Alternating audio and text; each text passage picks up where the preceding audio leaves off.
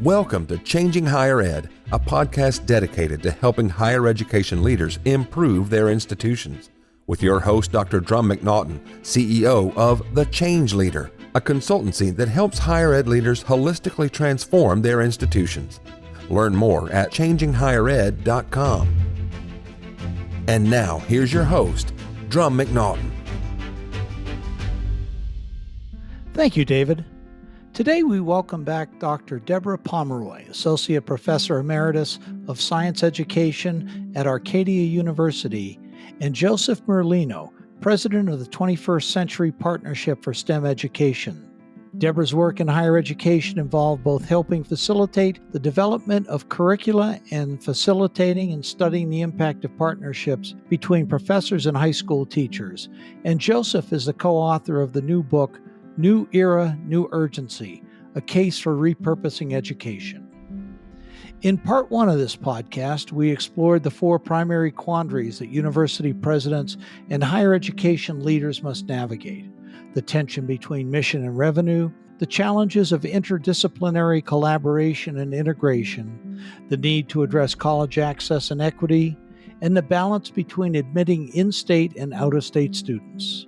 These quandaries represent complex challenges that require careful consideration and strategic approaches to drive transformative change in higher education. In the second part of the podcast, we'll dive into the strategies that approach driving transformative change in higher education. So let's get started.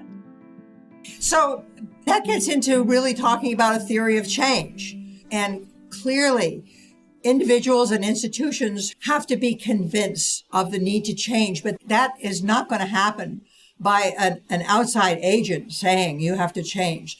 That change has to come from a realization, a confrontation with evidence that conflicts with their prior conceptions or their conceptions of what is working.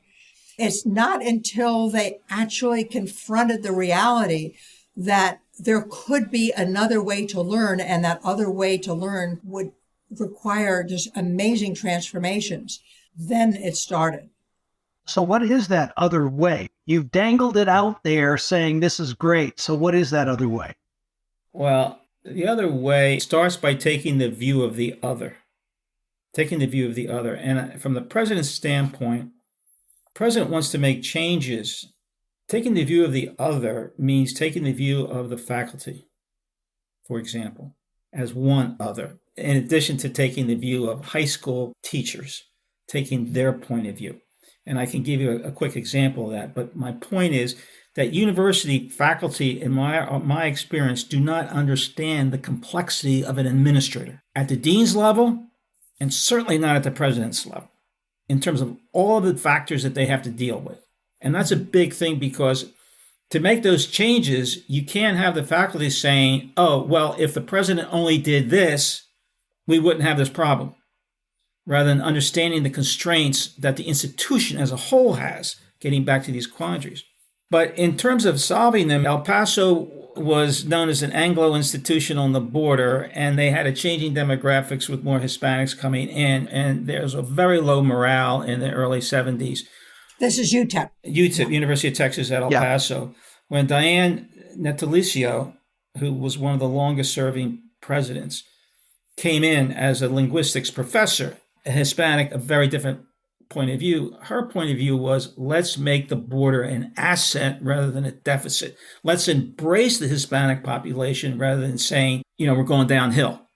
And so she completely transformed it by having a relationship with El Paso County. The university draws 85% of its students from El Paso County. So what she did is reach out to the community, reach out to the high schools through NSF grants, and develop a reciprocal relationship between the surrounding school districts and their needs, the hospitals, the other community centers, and the university.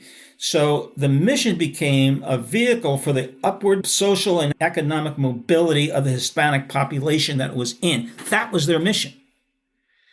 And so you have a very different kind of culture that was transformed there. And she had a posse of people that believed in the affirmative nature of the Hispanic population rather than seen as a deficit. So her research program, which her aim is to be a Research One institution. She has themes, or she had themes of research that was around the border, cybersecurity and border conflicts, etc. So she took what looked like a deficit and turned it into an asset. Yeah. One of the things that we chatted about yesterday was a different model. We talked about it just a little bit for tenure and promotion, your T&P. Yes. Typically, it's 40% research, 40% teaching, and 20% service. With there being a lack of traditional demographics for colleges, and it's going to get worse over the next few years. Yeah. And the challenges with the readiness of students. There's a way that you guys talked about from the service perspective and getting the professors out working with the high school students and things along those lines. Talk about that, because I think that is something that's very different than what happens now, and it could be a game changer if it's done properly.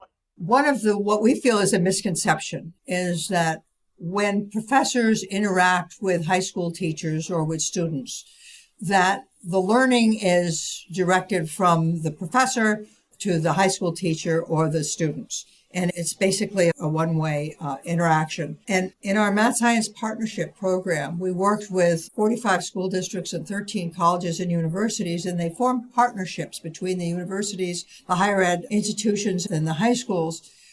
And we had the professors working with teachers around authentic problems, around pedagogy, because the idea was ideally to support the transformation of teaching and learning, to make it much richer and better.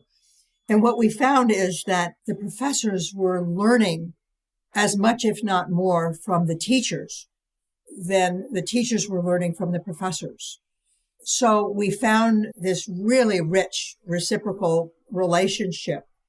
And in some cases, that actually affected the professors in that they were able to do new research and do new writing and change their conceptual frameworks within their disciplines and across disciplines in unintended ways. So in fact, if they had stayed in their research silos, they would not have had that kind of enrichment. So the service learning, the service component, turned into a richer learning component, which actually supported not only their pedagogy, but their research as well. So in other words, the contribution to the professional growth of the professors and the enrichment of the universities themselves was greatly enhanced by that service component. And so we felt that this certainly deserves a much greater emphasis in terms of the reward structure. Joe. Yeah, so I could just elaborate a little bit on how you got this disciplinary effect, because it's been thought of as if I devote any time away from my research, like to service, it's going to suffer. So it's an either or, zero-sum game. What Deborah found, and she did surveys of a couple hundred faculty, is that we started to see this phenomenon where the professors, by interacting with their peers at the high school level, we're not talking about students, we're talking about high school teachers, some of whom have PhDs, would interact with their disciplinary peers at the collegiate level. And were asking questions that prompted the professors to rethink certain lines of research that they would not ordinarily do. So you were getting not just a pedagogical benefit, you were getting a disciplinary research benefit. Right. Yeah. It reminds me, I did a project with Los Angeles Unified School District many years ago. And we went in and we looked at how they were structured. They were rolling out a new math instruction guide. And it turned out they were not getting the results that they wanted to. So one of the recommendations we made, they had been structured, we're going to talk about math for middle school, and we're going to talk about math for high school, etc. Instead of doing it at end to where teachers knew what was being taught the year before, they knew what they needed to teach and how they needed to have the students ready for the next year. So that end-to-end math versus sectioning it off by middle school, high school, etc. It made a huge difference. I think that's what you're talking about here, isn't it?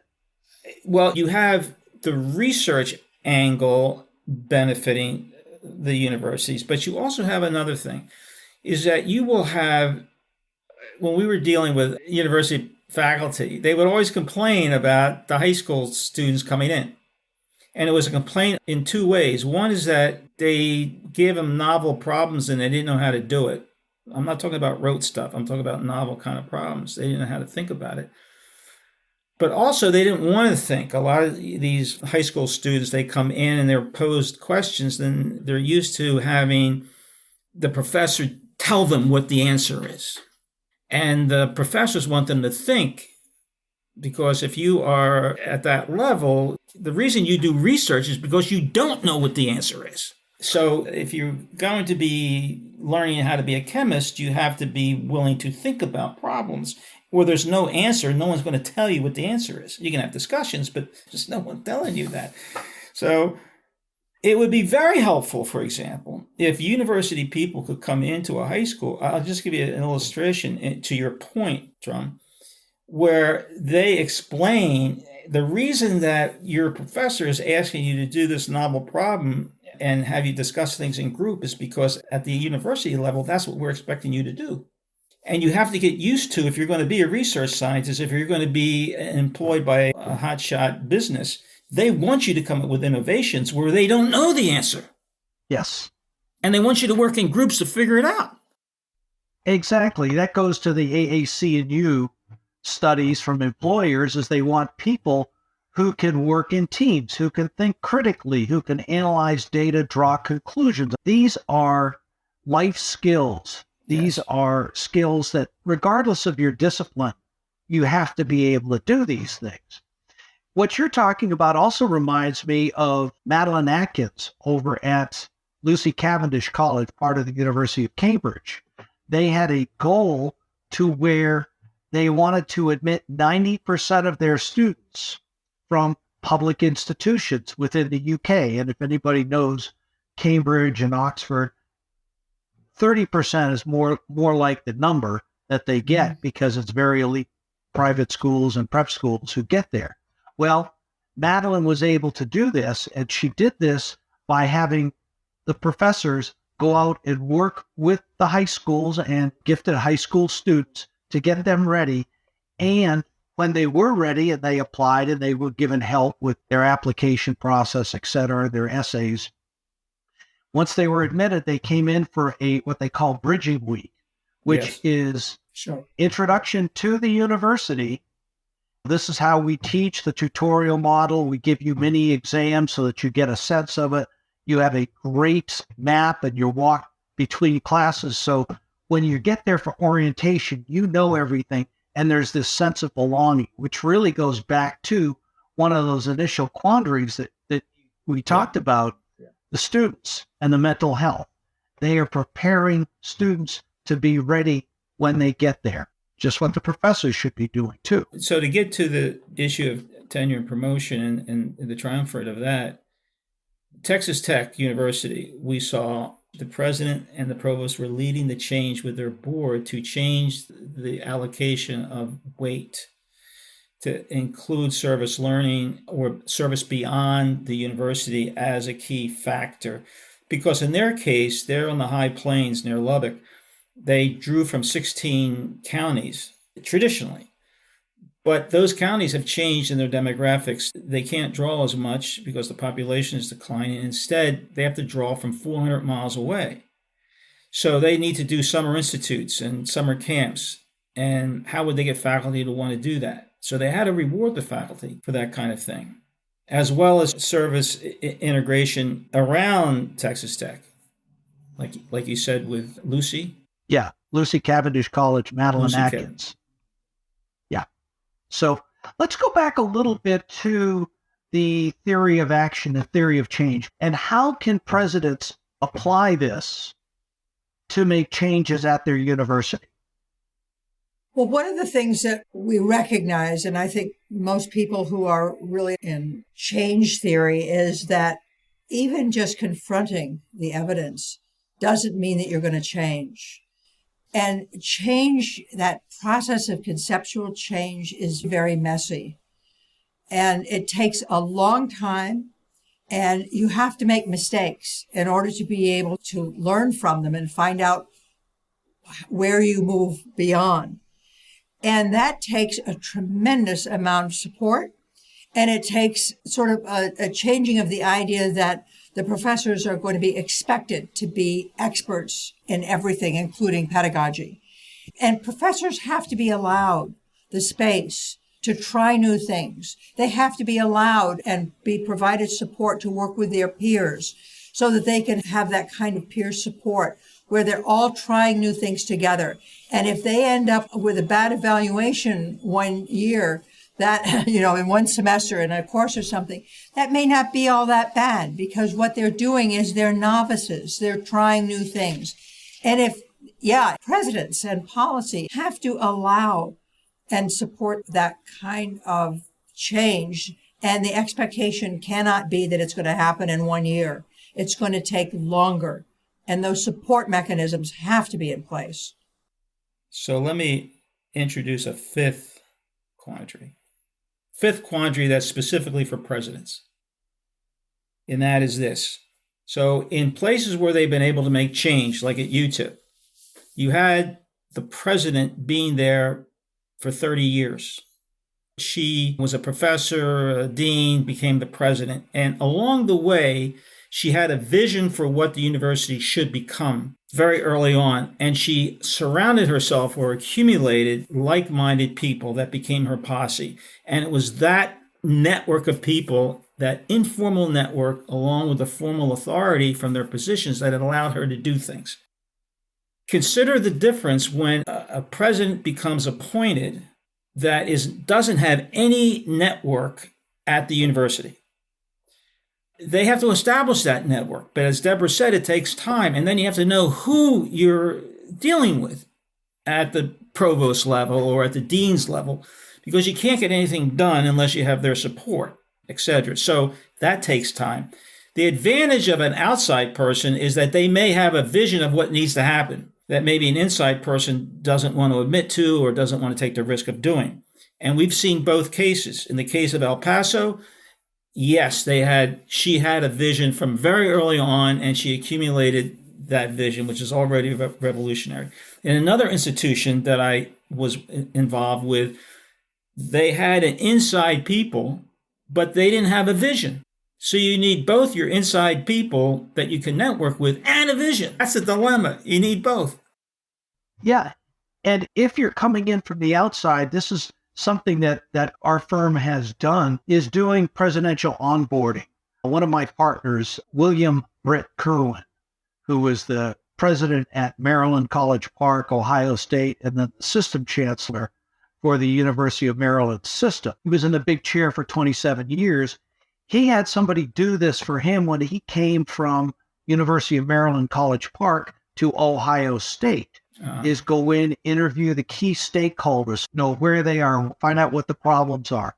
Because he was walking into a situation where he didn't know anybody. He didn't know who he could trust. He didn't know where people were.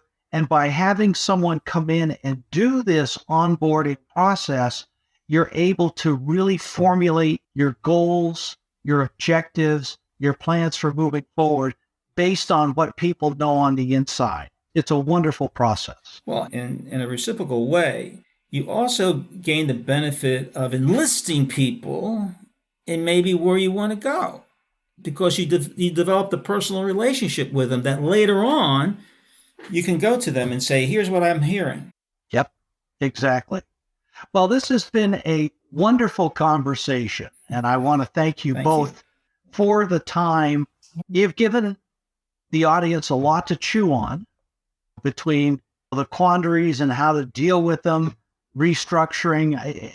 I've thoroughly enjoyed it. I don't talk this much normally on a podcast, but as a guest will know that they've heard from me a lot more than they generally do. So thank you very much.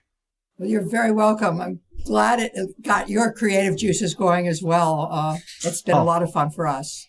Absolutely. And as we always do, we wrap up with two questions. First, and trying to digest this two-part podcast into 90 seconds of takeaways, give us 3 takeaways for university presidents and boards. Deborah, I'll do the last. You can do the first too. Oh, nice guy. I think that one of the biggest takeaways has to be understanding of change theory and the process of change, and the idea that change has to be driven by meaningful purpose that is owned by everybody, all the stakeholders. If they all buy into that, then that's a lot of the battle won. That's one. And of course, when we talked about the top down, the middle out, which is the growth of the professors, the deans and professors, and then attending to the constituency of the students coming up from the bottom. I mean, huge pieces of effective change. But Joe, you've got more to add. Well, I would say along with purpose, it relates to your core identity and your core mission and your legacy, and how it doesn't come out of nowhere, right? It comes out of a history. But to learn more about this process, you can read our new book that's just coming out. It's called... Which brings us to the what's next for you. What's next?